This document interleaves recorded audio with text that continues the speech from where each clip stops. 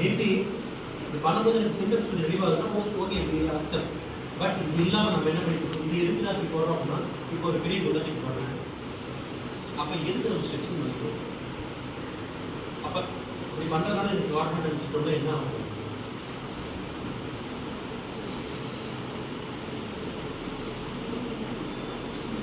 That is logic இல்லையா?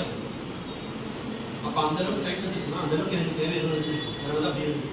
அதை change பண்ண வேண்டாம். அதனுடைய இந்த அனடமி சேஞ்ச் பண்ணிக்காம வேற என்ன பண்ண முடியும்? உதாரணத்துக்கு அதே கார்பரேட் சிண்ட்ரோம் ஒரு ஷர்ட் ஹேண்ட் அப்படி வச்சுட்டு you can do this exercise, you can free inside. இது பண்ண முடிஞ்சுச்சுன்னா இது பண்ண நல்லா இருக்கா, ரிலீவ் ஆகுதா, தென் இட் இஸ் பாசிபிள். அப்படி யூஸ் பண்ணுறது. You cannot say you have to compare flexors extensors right left. இதனால வேற எதாவது காம்பன்சேஷன் இருக்கா?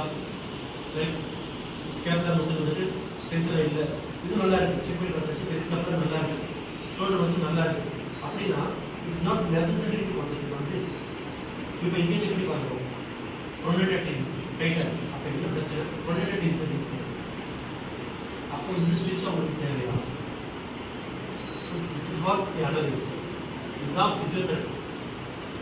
புரியுதா?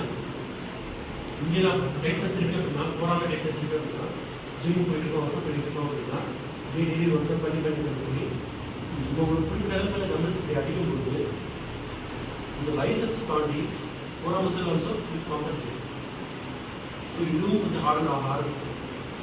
இதை புரிஞ்சுக்கிட்டு நம்ம ரிஸ்க் ஃப்ளெக்ஸார்ஸ் எக்ஸசைஸ் எடுக்கணும். இது வரைக்கும் நான் பைசெப்ஸ் ஒர்க் அவுட் பண்ணிட்டேன், இனிமேல் நான் வந்து ரிஸ்க் அடிக்க போகிறேன். இது வரைக்கும் பண்ணதில் ரிஸ்க் ஒர்க் அவுட் ஆகிருக்கு, அதை இன்க்ளூட் பண்ணுது. அப்புறம் கம்பேரிட்டிவ் 50 டைம்ஸ் அடிக்க போகிறாங்க இல்லை ஏற்கனவே பார்த்து ஒர்க் அவுட் ஆகிருக்கு. அப்போது 20 ஆகிடுது. Like it's not solid. We try to calculate and do ஏன் அப்போ அங்கேயும் ஏதோ சேஞ்சஸ் நடக்குது.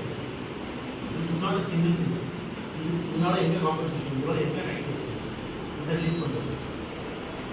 இது சாலிடாக இருக்குனாலும் சரி இதுதான் முடியும். பட் இந்த வரைக்கும் நீங்கள் அனலைஸ் பண்ணிட்டு இல்லை, உங்கள் உட்காந்து நடந்தது நீங்கள் வச்சு பார்க்க முடியாது. இன்னும் நான் இவ்வளோ தான் அனலைஸ் பண்ணுங்க இல்லையா? மசில்ஸ் எப்படி இருக்குது, மசில் எப்படி இருக்குது, டோல் இதே மாதிரி ரைட் லெஃப்ட் கம்பேர் பண்ணிக்கணும், அப்படியே டச் பண்ணிக்கணும். இதே மாதிரி ஐடி பேண்ட் பண்ணிக்கணும், முட்டி வட்டி பேண்ட் பண்ணிக்கணும்.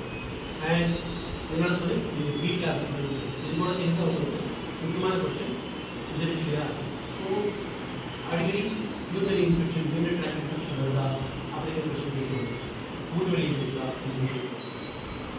இதெல்லாம் கேட்டு முடிச்சுட்டு அண்ட் எப்படி ஆசிரியர் கேட்குறது அந்த மந்த்லி விஷயங்கள் கேட்கும்.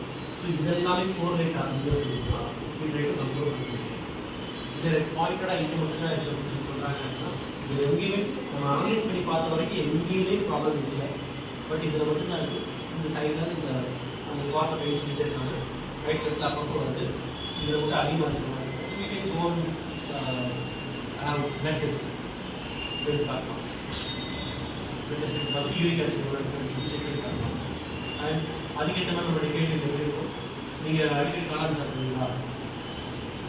உங்கள் டயட்டில் எதுவும் சேர்த்துருவீங்க? காளான் சாப்பிடுவீங்களா, இல்லை பன்னீர் சாப்பிடுவீங்களா, இதெல்லாம் கேட்போம். அடுத்த கொஸ்டின்ஸ் வரும்போது டவுட் வரும்போது இதெல்லாம் பர்ஃபெக்டாக இருந்துச்சுன்னா இல்லைன்னா உங்களுக்கு தெரப்பட்டிக்கலாக இருக்குது அப்படின்னா இதெல்லாம் பண்ணுறோம், அங்கே ஏதோ டவுட் வருது, we go and do therapeutically what you can do, you can do. Okay, this what analysis. இதே இவங்களுக்கு நான் பரமிஷன் லாபஸ் முதல்ல செக் பண்ண சொன்னேன் இல்லையா? அங்கே வீக்னஸ் இருந்துச்சு அப்படின்னா I will have got of gluteus maximus. Gluteus maximus strengthen பண்ணுங்க. Okay, that will be the next one. என்ன புரிஞ்சுது?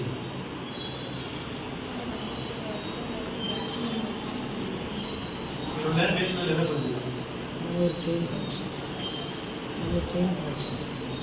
இதெல்லாம் பண்ணணும், இதெல்லாம் பண்ணணும். அப்போது நம்ம சாலிடாக ஒரு அசஸ்மெண்ட் நம்ம படிக்கணும். அதனால என்ன